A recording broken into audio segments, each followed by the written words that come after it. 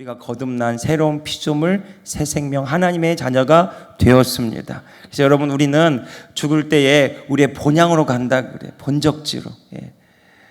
여러분, 우리가 이제 거듭난 하나님의 자녀라면 우리의 소속과 우리의 본향은 하나님의 나라인 줄로 믿습니다.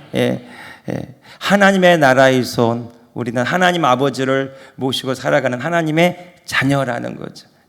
여러분, 이 하나님 자녀의 삶을 살아가는 것, 이것이 신앙생활에서 무엇보다도 중요한 것입니다. 단순히 교회를 나와서 예배 드리는 신자의 삶을 사는 것, 거기서 머무는 것이 아니라 하나님의 자녀로서 이 땅에서 하나님 아버지의 뜻을 이루며 나타내는 그런 삶을 살아가는 것, 내가 치유되는 것, 내가 회복되는 것, 내가 하나님의 복을 누리는 그 모든 근본적인 이유는 이 땅에 나를 보내시는 하나님의 뜻을 이루는 것입니다. 여러분, 그 일을 위해서 오늘 저와 여러분을 이 자리로 또 부르셨고 교회로 부르셨고 다시 세상으로 보내실 때는 하나님 우리에게 사명을 주시고 말씀을 주시고 하나님의 뜻을 계시하셔서 그 뜻이 우리 삶을 통해 이루어지게 하는 것입니다. 그러니까 여러분, 우리가 하나님 입장에서 볼 때 얼마나 소중한 사람들입니까? 여러분 자신을 그렇게 여기고 계십니까? 나는 별 볼 일 없어요. 나는 그저 그래. 나는 믿음이 없고요. 나는 신앙 경력도 짧고요. 나는 배움이 짧고요. 여러분, 이런 것은 하나님에게 중요하지 않습니다. 정말 더 중요한 것은 뭐냐면 하나님이 지금 내 안에 계시다라는 거예요. 그분이 내 안에서 지금 하나님의 일들을 나타내기를 원하신다라는 것입니다. 그 하나님의 통로로 오늘 저와 여러분을 부르셨어요. 여러분, 따지고 보면 우리가 얼마나 큰 은혜와 복을 받았는지 몰라요. 우리가 무엇이간데 감히 우리가 하나님을 아버지라고 부르고 우리가 무엇이길래 우리가 하나님의 자녀된 은혜를 누리며 살아가는 것입니까? 여러분, 이것이 교리와 지식에 머무는 것이 아니라 정말 하나님이 나를 어마어마하게 사랑하셔서 나를 구원하기 위해서 하나님의 아들의 생명을 우리에게 주셨다면 우리는 이미 하나님의 넘치는 사랑 안에 있는 존귀한 자인 줄로 믿습니다. 여러분, 이 아이덴티티 정체성이 분명하면 사랑을 더 받기 위해서 하나님께 뭔가를 얻기 위해서 갈구하는 자가 아니라 하나님의 넘치는 사랑 안에서 그 사랑으로, 그 믿음으로, 그 담대함으로 행하는 자가 될 줄로 믿습니다. 그때 여호수아에게 말하는 것처럼 갈렙과 여호수아에게 말한 것처럼 강하고 담대하라. 내가 발로 밟는 땅을 내가 너에게 주리라. 여러분, 오늘 저와 여러분에게도 하나님의 자녀들에게도 이 땅 가운데 우리가 주님과 함께 그 빛을 드러낼 때마다 그 땅을 하나님이 차지하게 하실 줄로 믿습니다. 이 영적인 점령지가 점점 더 넓어지는 하나님의 자녀들이 되기를 주님의 이름으로 축복합니다. 우리는 하나님의 나라에서 온 하나님의 자녀입니다. 여러분, 이렇게 한번 물어봅시다. 어디서 오셨습니까? 물어보시고 옆 사람에게. 그럼 정답은 하나님 나라에서 왔습니다. 하나님 나라에서 온 하나님의 자녀입니다. 고향이 진천이고 괴산이고 충북 음성이고, 여러분, 육적으로 볼 때는 그렇지만 영적으로 볼 때 우리 다 하나님 나라에서 온 하나님의 자녀입니다. 한번 옆 사람에게 물어보셔서 서로 한번 답해봐. 어디서 오셨습니까? 하나님의 나라에서 온 하나님의 자녀입니다. 왜 이렇게 쑥스럽게 웃으세요? 아닌 것 같아요? 아닌 것 같습니까? 여러분, 그럼 큰일 납니다. 우리 마지막에 죽을 때 어디로 가야 돼요? 우리의 본향 하늘나라로 가는 겁니다. 여러분, 그때만 막 죽기 직전에만 천국 찾는 자가 아니라 여러분, 이 땅에서 하나님의 나라를 누리는 자가 저 영원한 천국을 사모하게 될 줄로 믿습니다. 이 천국의 기쁨이 우리 가운데 있어서 이 세상이 알 수 없는 기쁨, 이 세상이 줄 수 없는 평안, 이 세상에 누릴 수 없는 감사와 그 넘치는 소망을 가지고 이 세상을 이기는 자가 되어야 돼요. 세상 사람들은 무엇이 없기 때문에 그것 때문에 우울해하고 남들과 비교하고 남들보다 더 나아지기 위해서 몸부림치고 더 많은 것을 가지고 더 높이 올라가려고 안간힘을 써서 그것으로 나의 존재를 삼으려고 해요. 내가 그래 참 괜찮은 사람이고 성공한 사람이고 인정받는 사람이고. 그런데 여러분, 그것이 꺾어지고 끊어질 때 자신은 아무것도 남지 않게 됩니다. 여러분, 그것으로 우리를 대체하고 속이는 자가 아니라 여러분, 우리는 하나님으로 인하여 거듭난 새로운 피조물, 하나님의 자녀인 줄로 믿습니다. 아무것도 없어도요, 하나님이 내 안에 계시다면 나는 하나님의 생명으로, 하나님의 능력으로, 하나님의 지혜로 이 땅 가운데 넉넉히 이기는 자인 줄로 믿습니다. 그래서 여러분, 그의 나라와 의를 구하라. 그러면 어떻게 하신대요? 이 모든 것을 더하시리라. 저는 믿어요. 하나님의 자녀는 자신의 능력 이상의 삶을 사는 사람이라는. 여러분, 내가 노력해서 최선을 다해서 그것으로만 사는 것이 아니라 나는 부족하나 나는 연약하나 하나님이 나와 함께 하셔서 하나님의 능력과 지혜와 권세와 하나님의 모든 자원들이 나에게 부어져서 하나님을 나타낼 때마다 우리가 알게 되는 것, 내 능력으로 사는 것이 아니라 하나님의 능력으로 살고, 내 지혜로 사는 것이 아니라 하나님의 지혜에 부어주심으로 살고. 여러분, 그래서 우리가 우리의 가진 것보다 더 많은 하나님의 능력 차원에서, 하나님의 지혜 차원에서, 하나님의 부어주시는 그 사랑 차원에서 우리가 하나님의 자녀의 삶을 살아가게 됩니다. 사람들이 물을 때 어떻게 너에게 그런 일이 일어나냐고 물을 때 그때 뭐라고 대답해요? 하나님의 은혜로 된 것이고, 하나님 나와 함께 하셔서 된 것이고, 내가 한 것이 아니라 주님이 하신 일이고. 여러분, 사도 바울의 마지막 삶이 그것 아니었습니까? 내가 모든 사도보다 더 많이 수고했대요. 여러분, 정말로 그렇습니다. 사도 바울은 신약 성경 27권 중에 13권을 쓴 그런 사도였어요. 그는 직접적인 예수님의 제자는 아니었지만 성령의 인도와 하나님의 계시를 받아서 성경 말씀을 기록한 그런 사도가 되었어요. 뿐만 아닙니다. 그는 가는 곳곳마다 세계 여러 곳곳에 교회를 세우는 세계 선교의 시작이자 세계 선교의 모델이 되었어요. 여러분, 어떻게 사도 바울이 1차, 2차, 3차 세계 전도여행을 다니면서 곳곳에 복음을 전하고 교회를 세우고 오늘날 현대 교회 토대를 세우는 그런 놀라운 지혜와 진리의 계시를 받는 자가 되었는가? 내가 모든 사도보다 더 많이 수고했는데, 그런데 내가 한 것이 아니라 하나님의 은혜로 된 것이야. 내가 나 된 것은 오직 한마디로 규정되는데 하나님 그분이 나와 함께 하셔서 그분이 하신 것이라. 여러분, 우리 삶이 그와 같기를 예수님의 이름으로 축복합니다. 내 능력 이상의 삶을 하나님의 은혜로 인하여 살게 되기를 주님의 이름으로 축복합니다. 하나님의 부어주심으로, 하나님이 함께 하심으로, 하나님이 도와주심으로, 하나님이 인도하심으로 이 세상 가운데 하나님을 드러내는 자가 되기를 주님의 이름으로 축복합니다. 저는 이것이 하나님의 자녀의 삶이라고 믿습니다. 반전이 일어나요. 역전이 일어나요. 새 일을 행하시는 주님. 여러분, 우리 교회도 그렇지 않습니까? 하나님이 보라 내가 새 일을 행하리라. 그때를 잊을 수가 없어요. 수요일 밤에 어느 날인가 하나님이 계속 제 마음 가운데 보라 내가 새 일을 행하리라.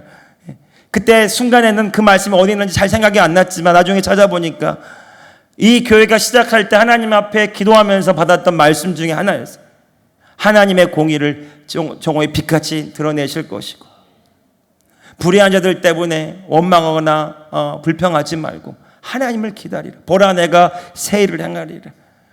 광야에 길을 낼 것이고 사막에 꽃을 피우리라. 하나님이 하신다는, 여러분, 이 교회도 하나님이 하시는 교회입니다. 하나님이 행하고 계십니다. 여러분, 우리가 할 일은요, 하나님이 행하실 때 우리의 마음과 우리의 정성과 힘을 다하여 주님의 일에 동참할 때 우리는 주님의 일하심을 보게 될 줄로 믿습니다.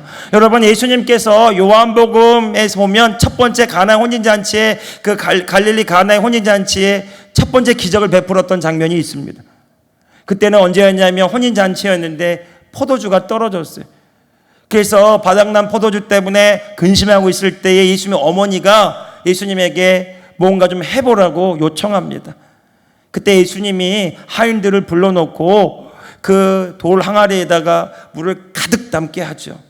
물을 가득 담게 하고 그 물을 떠다 주라는 겁니다. 그런데 놀라운 것은 그 하인들이 물을 가득 아구까지 채워서 항아리에 채워서 그 물을 퍼서 떠다 줄 때에 그때 그 물은 물이 아니라 포도주가 되었어요. 근데 성경에 뭐라고 말하냐면 아무도 몰라요. 어디서 이런 좋은 포도주가, 맛 좋은 포도주가 났는지. 그런데 성경이 딱 이 한마디 합니다. 물 떠온 하인들은 알더라. 여러분, 주님의 일에 믿음으로 행하고 순종하고 참여한 자들은 아는 겁니다. 하나님이 이 일을 행하셨다라는 것을. 여러분, 이 일들이 오늘 저와 여러분에게도 일어나기를 축복합니다. 여러분, 내 생각으로는 물이 포도주가 되는 것은 있을 수 없는 일이에요. 그렇지 않습니까? 어떻게 물이 포도주가 됩니까? 물을 아구까지 떠다 주고 아구까지 채워서 그걸 떠다 주었을 때 만약 인간적인 생각이 발동했다면 이 물을 떠다 주는 순간, 포도주가 아닌 물을 떠다주는 순간 그들은 뺨을 맞을지도 모르고 주인에게 큰 된통 혼을 날지도 몰라요. 사람들을 우롱했다고요. 포도주 달라고 했더니 물도 줬으니까. 그런데 그들이, 그 하인들이 예수님의 말씀을 듣고 그 물을 떠다 준 거예요. 그랬더니 그때 물이 포도주가 되었다라는 거죠. 여러분, 주님은 그 일을 하시기로 작정하시고 그들에게 말씀하셨어요. 그 말씀을 듣고 행하지 않으면 주님의 일을 볼 수 없지만, 그 말씀을 듣고 믿음으로 행할 때에 물이 변화해 포도주가 되는 기적을 우리가 체험하게 될 줄로 믿습니다. 핵심은 이거예요. 우리가 하나님의 자녀라면 오늘 저와 여러분의 삶에도 그 말씀을 듣고 아멘으로 끝나는 것이 아니라 그 말씀이 나에게 이루어지도록 내가 믿음으로 행하는 것입니다. 여러분, 그 믿음을 행할 때 내가 해야 되는 것이 있어요. 내 생각과 내 판단을 내려놓는 거예요. 물이 변화해 포도주가 되는 그 경험은 내 안에 없어요. 사람의 상식에도 없고 지식적으로도 논리적으로도 과학적으로도 이치에 맞지 않는 일입니다. 황당한 일이에요. 그런데 주님이 그렇게 하라고 말씀하시는 거죠. 여러분, 그 말씀을 행하려고 할 때는 내 판단과 내 경험과 내 지식을 내려놔야 하나님의 말씀이 들려지고 행해질 수 있어요. 여러분, 오늘 저와 여러분 마음 가운데도요, 하나님의 뜻이 오늘 우리 가운데 이루어지려고 할 때에 내 경험, 부정적인 경험, 내 생각, 내 기준, 그거 내려놓고 주의 말씀이 그렇다고 하면 그 말씀에 나를 맞춰서 그 말씀대로 내게 행하여 주옵소서 말할 수 있는 저와 여러분 되기를 주님의 이름으로 축복합니다. 예, 여러분, 오늘 로마서 12장 2절에 하나님의 자녀들이 어떻게 살아가는가 이렇게 말해 주었어요. 같이 한번 읽어봅시다. 페이퍼요. 자, 시작. 너희는 이 세대를 본받지 말고 오직 마음을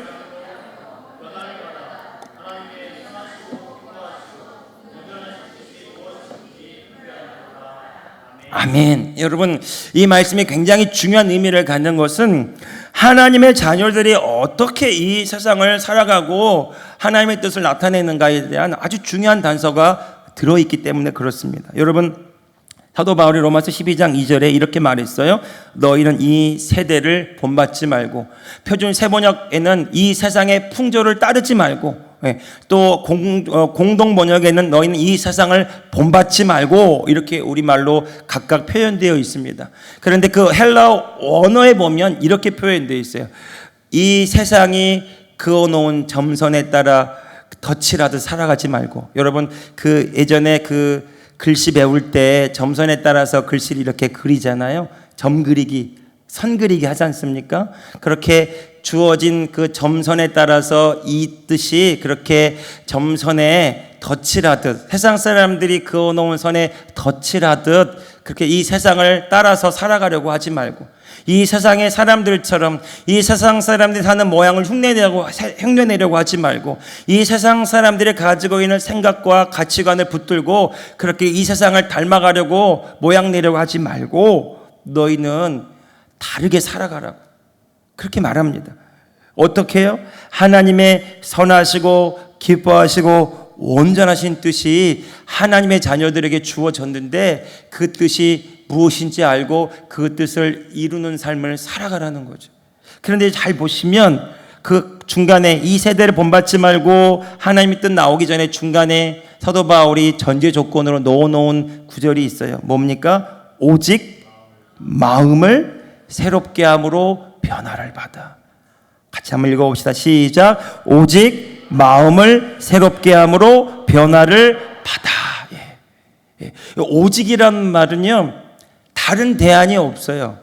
이것도 되고 저것도 되고 옵션으로 주어진 것이 아니라 하나님의 선하시고 기뻐하시고 온전하신 뜻, 우리를 구원하신 예수 그리스도를 보내셔서 우리를 자녀 삼아 주신 하나님의 구원의 계획을 이루도록 하나님의 자녀들에게 하나님이 약속하신 것이 있고 원하시는 계획이 있는데, 그 하나님의 목적과 하나님의 계획하신 그 뜻이 이루어지도록 하기 위해서 우리가 해야 될 일이 있다면 이 세상의 사고 체계를 본받지 말고 오직 우리의 마음을 새롭게 함으로 변화를 받으라는 거죠. 다시 말해서요, 하나님의 뜻이 이루어지는 통로가 뭐냐? 우리의 마음이라는 겁니다. 우리 마음. 여러분, 이 마음은요, 이 세상에 살아오면서 우리가 많이 이렇게 형성되어 왔죠. 그래서 사람마다 생각하는 관점이 다르고 느낌의 정도가 다르고 바라보는 태도가 다 달라요. 똑같은 문제인데 서로 다른 관점으로, 다른 생각으로, 다른 느낌으로 대하고 바라봅니다. 내 생각에는, 내 느낌에는, 내 마음에는 어떤 사람은 참 마음에 드는데 어떤 사람은 전혀 마음에 들지 않아요. 여러분, 사람마다 생각하는 게 다르고 느끼는 게 다른 이유는 살아온 배경과 또 경험과 지식이 다 다르기 때문에, 그래서 그것으로 안경을 삼아서 이 세상을 바라보기 때문에 자기의 경험에 기초해서, 자기의 생각에 근거해서 사람들을 바라보고 평가하고 이 세상의 문제들을 바라보기 때문에 제각각이라는 거죠. 그런데 그런 생각의 마음의 태도로는 하나님의 뜻을 알 수도 없고 그 뜻을 온전히 이룰 수도 없다라는 거죠. 그래서 사도 바울이 말하기를 오직 마음을 새롭게 함으로 변화를 받으라는 거죠. 하나님의 뜻이 이루어지는 통로가 우리의 마음인데, 그 하나님의 뜻과 우리의 마음이 일치되도록 우리의 마음이 새롭게 변화를 받아야 된다라는 겁니다. 그러면 우리는 어떻게 우리의 마음을 새롭게 할 수 있는가? 이것이 하나님의 뜻이 이루어지게 하는 핵심적인 주제가 되는 것입니다. 자, 에베소서 4장 22절 23절로 한번 가볼게요. 자, 같이 한번 읽어봅시다. 자, 시작. 오직 너희의 심령이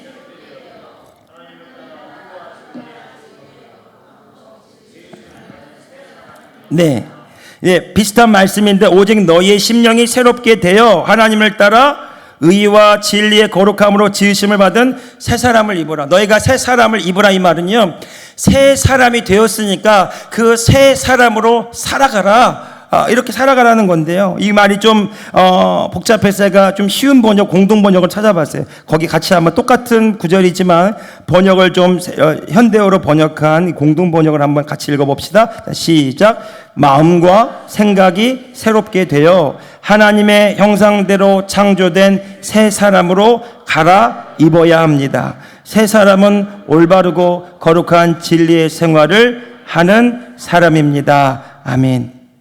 자, 마음과 생각이 새롭게 돼요. 아까 이 로마서 12장 2절에서 말한 것처럼 마음과 생각이 새롭게 되는데, 그 마음과 생각이 새롭게 되는 그 기준이 정해져 있어요. 여기 에베소서 4장 24절에 보면 하나님의 형상대로 창조된 새 사람이라고 나와 있죠. 이 새 사람의 기준이 무엇인가? 하나님의 형상을 따라 지음받은 새 사람이라는 거죠. 여러분, 하나님은 눈에 보이지 않는 영적인 분입니다. 그런데 우리 눈에 이미지를 그릴 수가 없어요. 여기서 하나님의 형상대로 창조되었다라고 하는 말은요, 하나님의 본성, 하나님의 본성으로 우리가 새롭게 되어진 자, 하나님의 마음이 우리 가운데 부어져서 우리가 하나님과 같은 생각을 하는 그런 존재로 지음받았다, 새롭게 거듭났다, 이런 얘기. 그러니까 여러분, 우리 마음에는 우리가 이제까지 살아오면서는 이 세상에서 경험한 내 경험과 내 생각과 내 기억이 있고 내 의식이 다 있잖아요. 그런데 우리가 예수 그리스도를 구주로 믿고 영접하는 그 순간 우리 안에 놀라운 변화가 일어납니다. 하나님의 영이 우리의 영에 오셔서 우리가 새로워지는 거죠. 거듭나게 되는 겁니다. 그런데 문제는 우리의 영은 거듭났지만 우리의 마음과 생각은 여전히 옛사람의 모습 그대로라는 거죠. 그래서 사도 바울이 말하는 거예요. 우리의 영은 거듭났는데 이제 우리의 마음과 생각을 하나님의 마음과 생각으로 일치시켜서 하나님의 뜻이 이루어지게 하라는 거죠. 내 경험, 내 생각, 내 지식 내려놓고 하나님이 나에게 말씀하시고 하나님이 나에게 부어주시는 그 생각과 마음을 받아서 그 뜻대로 행하는 자가 되라라는 거죠. 여러분, 제가 그거 한번 경험해 본 적이 있어요. 이 말씀 준비하면서 그런 생각이 드는데,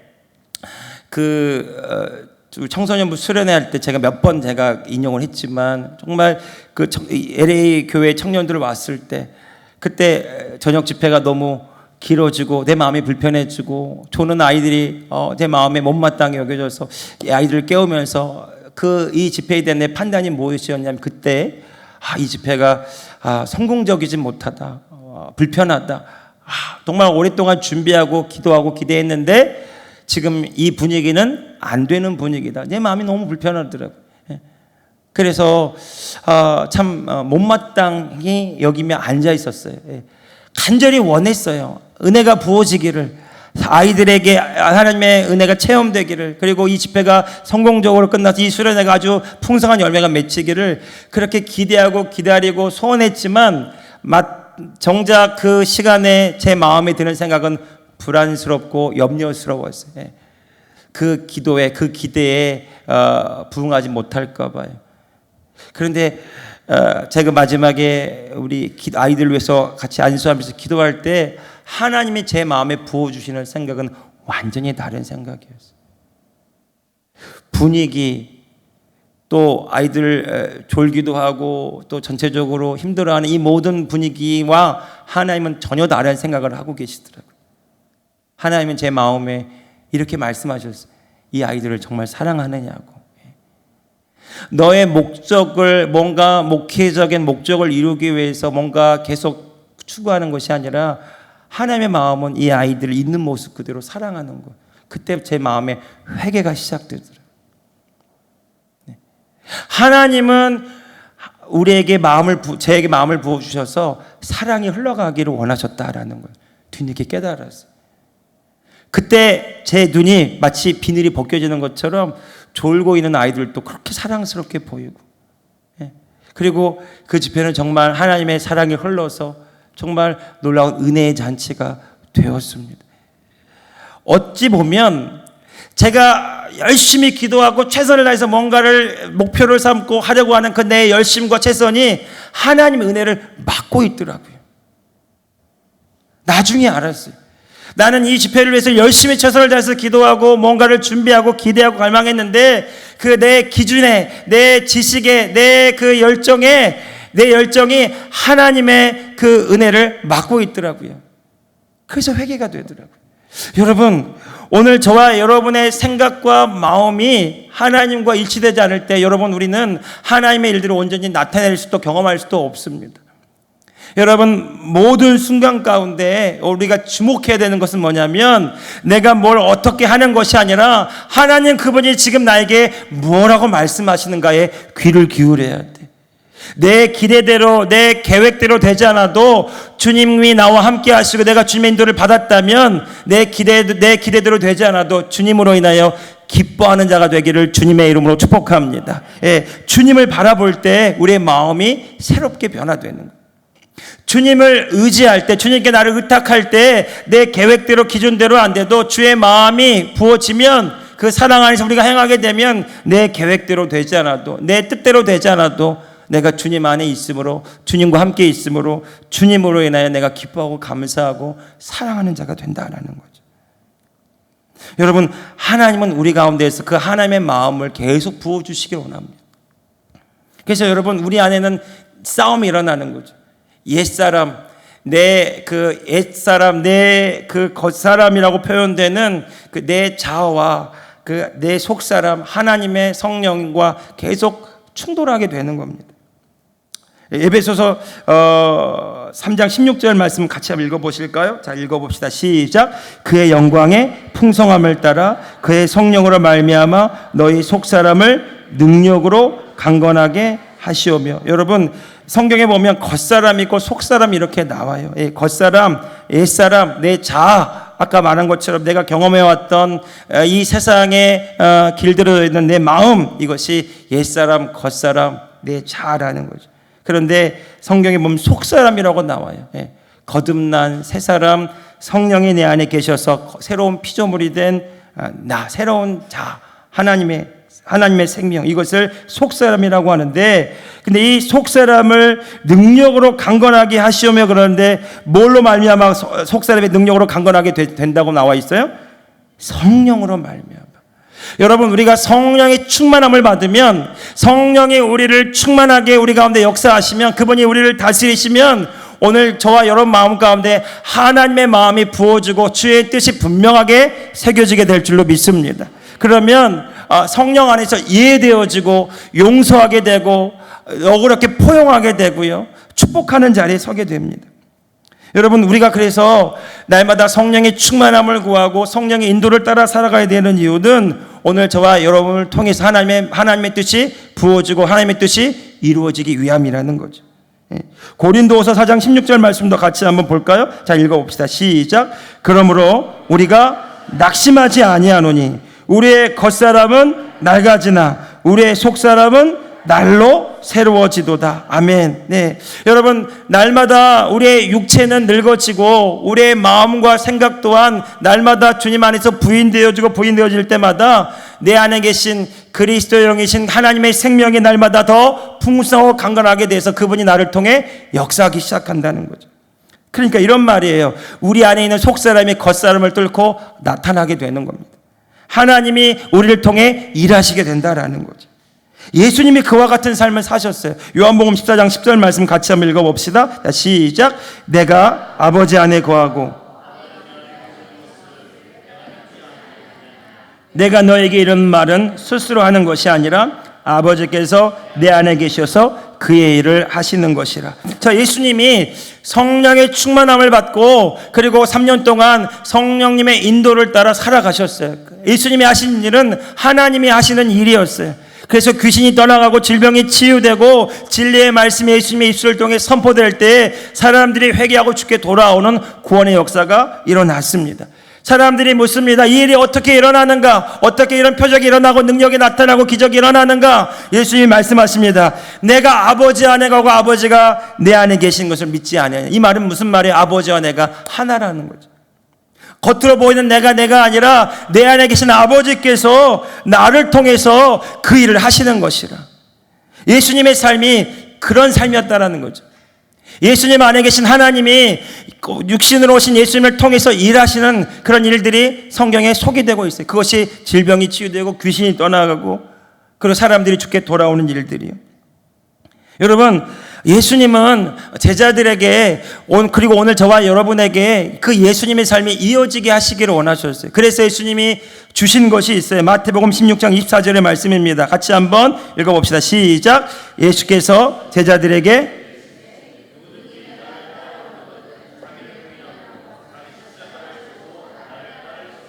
아멘. 예. 이 본문이 어떻게 나오냐면요, 예수님이 십자가에 죽으셔야 된다 이렇게 말씀하시는데 예수님의 제자 베드로가 절대로 그렇게 하시면 안 됩니다.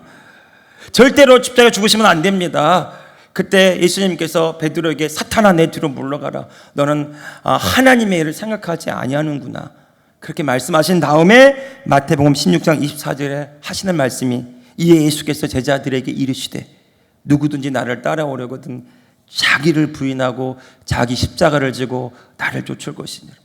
여러분, 이 자기를 부인한다는 것, 이것이 바로 이 겉사람 옛사를 부인한다는 거죠. 지금 내 마음의 감정과 생각들, 그로 인한 염려와 불안과 분노와 미움과 원망들, 이 모든 것들, 내 판단, 내 경험, 내 생각 주님 앞에 내려놓는 거. 베드로는 무서웠어요. 예수님 죽으면 우리 다 끝나는 줄 알았어요.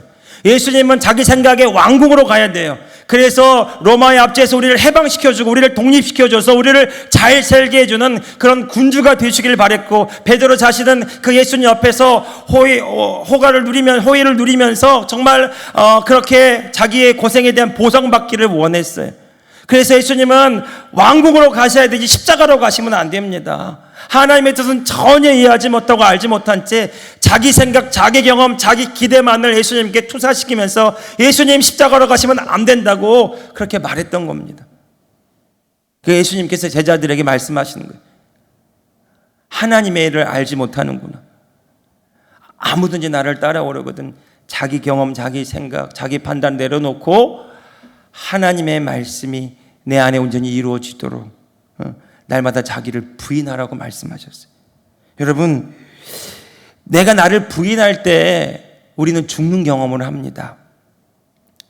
내가 없어지는 경험을 해요. 나를 포기하기 때문에. 우리 대부분 나를 지키며 살아갑니다. 누군가 나에게 뭐라고 하는 그 소리에 너무 예민하고, 사람들이 나를 어떻게 바라보는가 그것에 너무 우리 모든 관심이 쏠려 있고, 누군가 나에게 툭 던진 그 말이 내 마음에 박혀서 미움과 원망과 분노가 되고 용서하지 못하는 마음이 되고, 과거에 내 경험들 속에서 실패, 거절, 상처, 그 부정적인 생각들 속에서 오늘의 내가 만들어지면서 오늘 하루에 하나님이 주신 은혜도 누리지 못하게 하고 오지 않는 미래에 대하여 여전히 불안과 염려와 걱정으로 시간을 보내게 만드는 그 모든 것들이 하나님 우리에게 주시는 하나님의 자녀의 삶이 아니라는 겁니다. 그런데 우리는 그거 여전히 붙들고 내가라고 살아가고 이 세상의 모양을 따라 옛사람의 습관을 따라 그렇게 살아갑니다. 내 마음이 나라고 생각하고 내 감정, 내 생각에 매여서 그곳에 갇혀서 우울해하기도 하고 분노하기도 하고 남들을 판단하기도 하고 모든 문제를 다른 사람의 탓으로 투사하기도 하면서 불평과 원망이 내 마음에 끊이지 않을 때가 있어요. 여러분, 하나님은 오늘 저와 여러분 안에 오셔서 무슨 일을 하기 원하실까요? 하나님의 사랑과 은혜를 계속 부어주시면서 우리가 새로워진 자아로 하나님의 뜻을 이루는 자가 되기를 원하십니다. 여러분, 이 일이 이루어지도록 하기 위해서 주님의 선하시고 기뻐하시고 온전한 뜻이 이루어지도록 하기 위해서 오직 마음을 새롭게 해야 되는데, 마음을 새롭게 하는 유일한 비결은 뭐냐? 예수님이 가르쳐 주신 대로 날마다 자기를 부인하는 거예요. 날마다 나를 내려놓는 겁니다. 날마다 옛사람을 포기하는 거예요. 사도 바울이 말한 것처럼 나는 날마다 죽노라, 자기의 자아를 십자가에 못 박는 훈련을 날마다 하는 것입니다. 옛사람이 나는 죽었고 예수님이 내 안에 사심을 날마다 의식하고 고백하는 삶이죠. 그래서 여러분, 이제는 삶의 주체가 달라졌어요. 내가 사는 것이 아니라 내 안에 계신 그리스도가 사시는 거예요. 내가 하는 것이 아니라 나와 함께 하시는 주님이 하시는 일입니다. 그래서 내 뜻대로 되지 않아도 주님이 나와 함께 하시면, 주님이 나를 통해 역사하신다고 믿어지면 그보다 더 좋은 일이 일어날 것을 바라보기 때문에, 선한 길로 인도하실 것을 믿기 때문에 오히려 기뻐하고 감사하는 자가 됩니다. 여러분, 그래서 밑에 그 마지막 줄 읽어봅시다. 같이 읽어. 하나님 자녀의 사고방식은 무엇인가? 같이 한번 읽어봅시다. 시작. 내가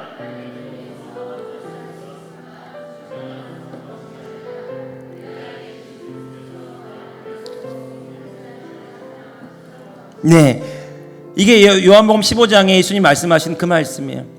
내 안에 거하라, 나도 너희 안에 거하리라.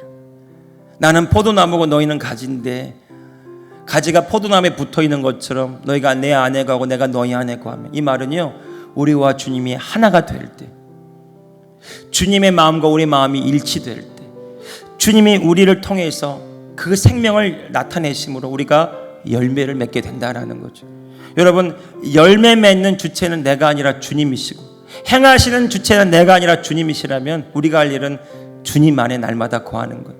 여러분, 주님 안에 거할 때 우리가 해야 될 일이 뭐냐면 날마다 나를 부인하는, 내 안에 계신 주님, 나의 생명 되신 주님, 그 주님이 나를 통해 일하시고 역사하시는 그 삶을 살아가기 위해서 내 안에 계신 주님을 바라보고 의식하고 살아갈 때마다 오늘 성령께서 우리를 이끄셔서 주님의 일들이 나타나게 하실 줄로 믿습니다. 여러분, 날마다 기대하게 돼요. 주님이 나를 통해 무슨 일을 하실까? 그래서 로마서 12장 1절에 보면 하나님이 그런 말씀을 하셨어요. 예수님이, 바울이 그렇게 얘기했죠. 너희 몸을 하나님이 기뻐하시는 거룩한 산제물로 드리라. 이것이 너희가 드릴 영적 예배니라. 우리가 내 자신을 부인하고 주님께 드릴 때에 주님이 우리 가운데서 우리를 통해서 주님의 일들을 행하십니다. 여러분, 우리의 삶이 주님을 나타내는 삶이고 주님을 증거하는 삶이고 주님이 하신 일도 하고 그보다 더 큰 일도 하는 삶이라면 우리는 기꺼이 우리 자신을 포기할 수 있어요. 나를 내어드릴 수 있어요.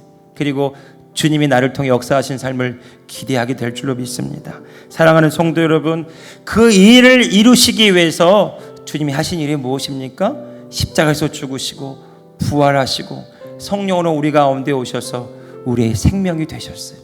여러분, 이 은혜가, 이 진리가, 이 새 언약이, 이 하나님의 약속하신 말씀이 우리 가운데 날마다 체험되기를 주님의 이름으로 축복합니다. 우리 주보자 앞에 나가 찬양하면서 우리 주님께 나아가 기도하기 원합니다.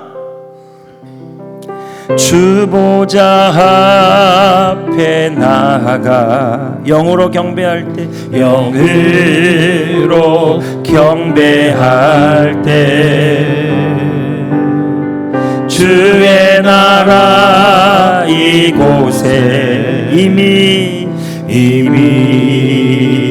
임하셨네.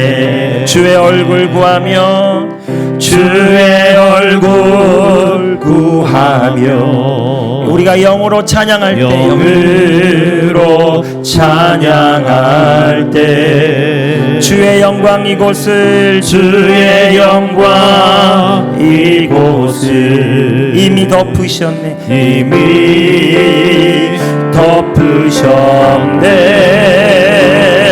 천사도 찬양하네. 영광의 왕 대신 주님을 나의 창조주 나의 창조주 나의 구원자 나의 치료자 되신 주를 찬양. 세상 무엇과도 바꿀 수 없는 영원한 생명 되신 주를 나의 창조주